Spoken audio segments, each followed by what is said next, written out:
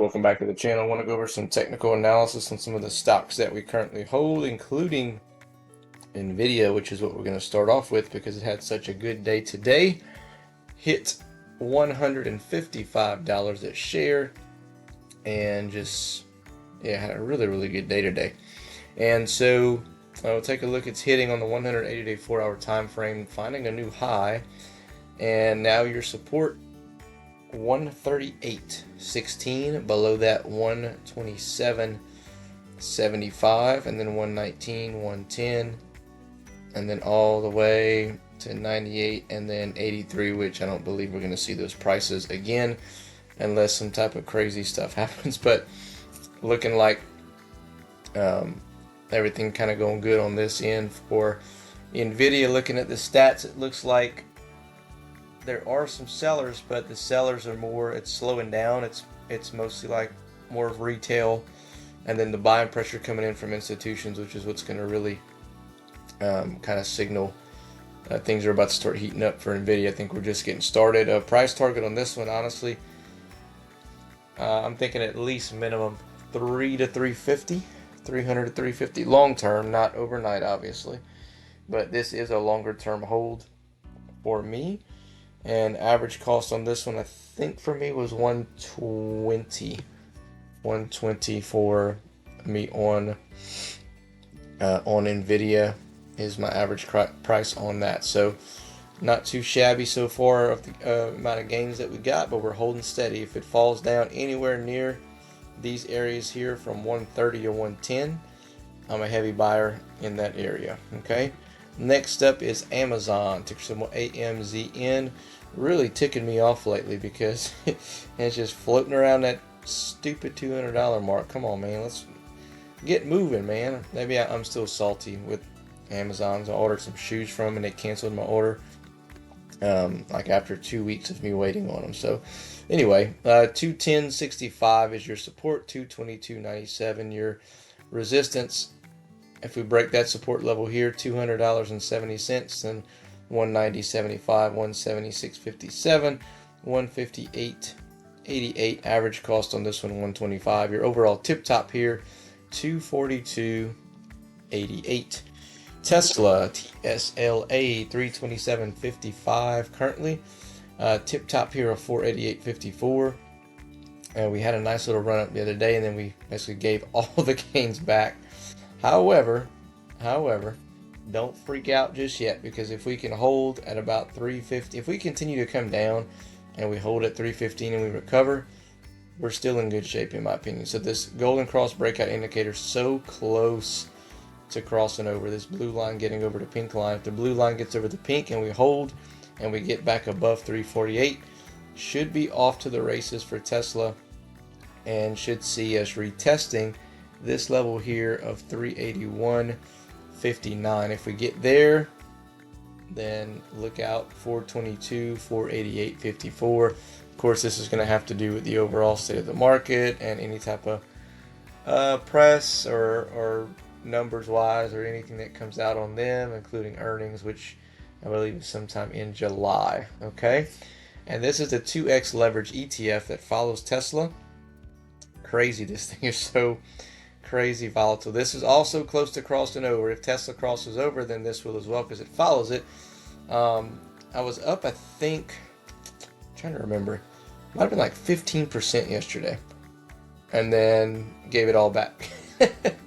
So what did I do? I bought more, and I'm just gonna hold tight. I own both. I own this stock, this ETF, and I own Tesla. I own a lot of shares of this one here. Average price of about $12.50, and my overall price target, what I'm looking to do is take some profits at about $30. And yeah, so if it keeps falling or if it hovers and consolidates at these levels, I'm going to continue to buy until it starts taking off. I'll stop buying once it hits $20 and it holds there. If it hits $20 and it holds and it seems like it's coming up higher, then no more buying for me. We're just going to enjoy the ride. But if it hangs out at these levels here, 12 to 13 bucks, or if for some reason it falls all the way down back here and tests $6, holy moly, I'm going to load up like crazy and just wait. Okay, let's see, what else are we missing here? I did buy a little bit of Apple today. $202 was the share price. I'm going to plan on dollar cost averaging into Apple. All right, it's gotten beat up quite a bit, and I think that should be ending fairly soon.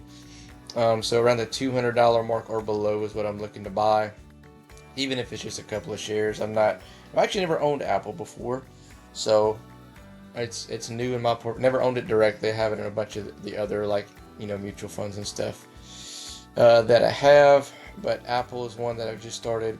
203, I see it's at 201 right now, so 203 is acting as resistance. If you can get above that, look for 214. If we continue to go down, looking at 187, and if we get there, I'll be buying more at that level. Or next week, if we're still at 200, I'll come and buy some more. Maybe even at the end of the week, I'll buy some more. I do want to show you, before I show you ZNOG Gas, APLD is one that we talked about buying, and we did buy over here in the threes, and then we sold around over here. We sold, unfortunately, I sold right before the gigantic spike in price, but I did make a decent amount. So from 3 something all the way to about $8.59 is where I sold, and then it sold off, and then poof, it just went crazy. Everyone's talking about this stock now because it went crazy and everything, but I want you to keep something in mind. If you're a holder, if you have an option, historically, guys, this thing goes down for like $3 or $4 and then spikes up and then falls right back down. Okay, so notice how this is getting closer to crossing over. If it crosses underneath the pink line here, we're signaling a potential move for downside. If we get below 937, looking for 794. If we break below that, $5.90, and then all the way down to 331. If you break below 794, 750, I think this thing's going to fall right back to where it started. So just be cautious, because people are going to start bouncing out, taking profits, stop losses going off, stuff like that. And then you can look to do it all over again. You can keep up with the company, but start looking at APLD, possibly some options with APLD at that $3 level. Okay, alrighty. Last up, ZNOG Gas, ticker symbol ZNOG. So surprisingly holding up steady here at about 17.5 and 18 cents. It's been just kind of chopping back and forth in this little channel, not much volume. People are just kind of waiting it out and seeing what's happening, what's going on with the company. Any type of news coming out. Historically, Mondays and Thursdays are the day where they release some type of update or news. Just kind of keep that in mind. Okay, I know they had the prayer line, I think yesterday maybe, and so yeah, so we'll see what happens. Okay, we'll see what happens with this one here.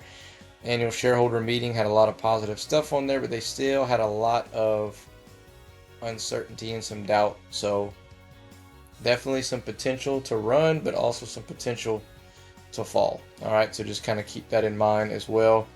As far as buying, if you're going to buy any and you haven't yet, I wouldn't go too heavy at this point. If you're brand new to buying this stock, maybe, grab 1,000 shares or so, throw a couple $100 in and hold for now and watch it. And then that way, if it falls, then you can go and average down pretty significantly and fairly easy. If it goes like to 15 or 10 or below 10 for some reason, and you want to hold it for the long term, you can average down.